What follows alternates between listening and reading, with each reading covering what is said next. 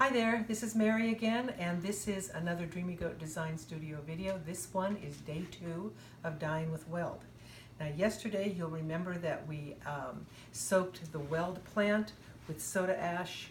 We simmered it for however long, 30 minutes, whatever it was, times 3. We did it 3 times. And then after the video I put fibers in and cooked it up and let it sit overnight, and here is what we have. So let's take a look at this bright yellow that Weld is known for. This is Blueface Leicester Tussa, I believe it's 75-25. You will notice that the top is compressed, but that's what happens when you put wool into warm water or hot water, but it opens right up, and look at that gorgeous yellow we have. Yes, like it very much.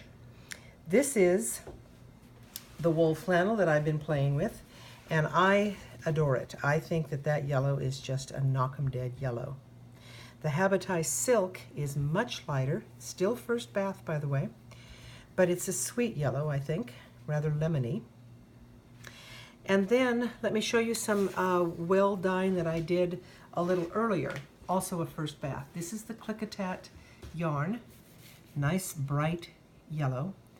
This is dyed in the post bath of iron at 3%.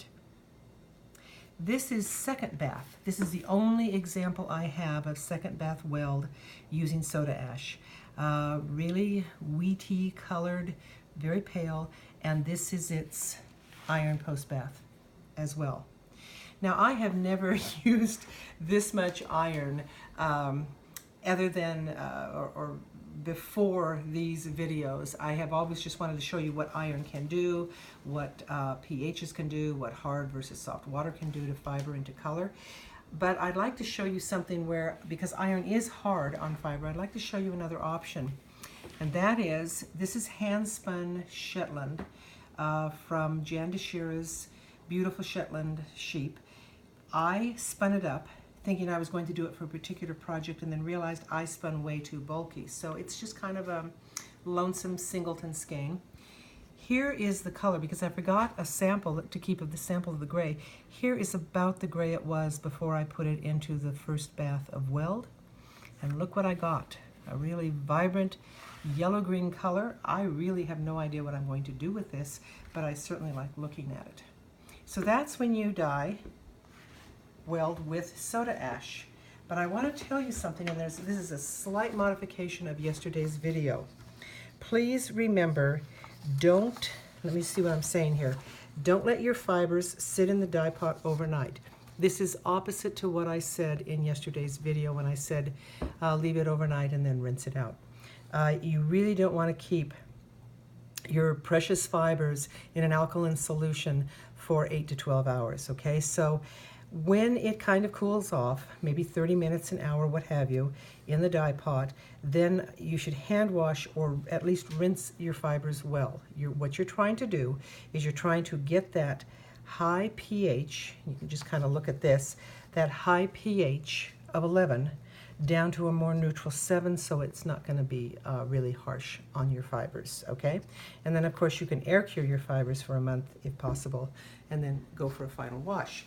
Now this is what it's supposed to look like, okay? This incredible yellow.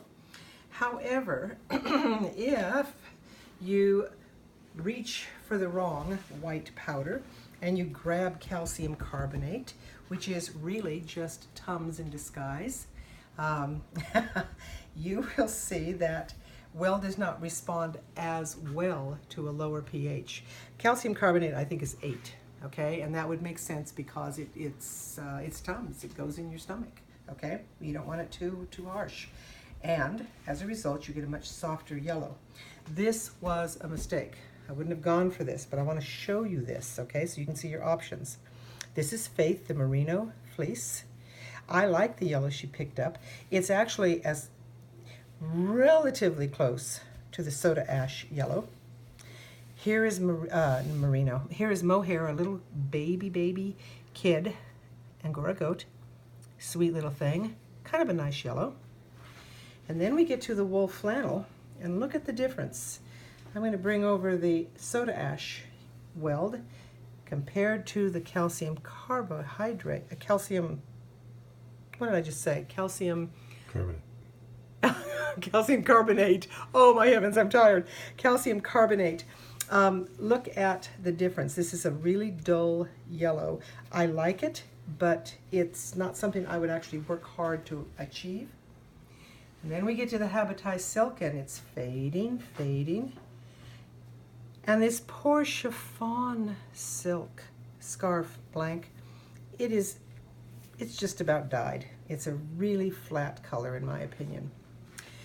As far as the Klickitat Blueface Leicester yarn, this is the first bath when you're using a lower pH as a modifier, okay?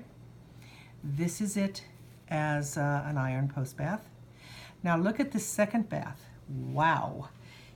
Here is unwashed BFL, okay? That's its natural ecru color, and that's a second bath of Weld, believe it or not.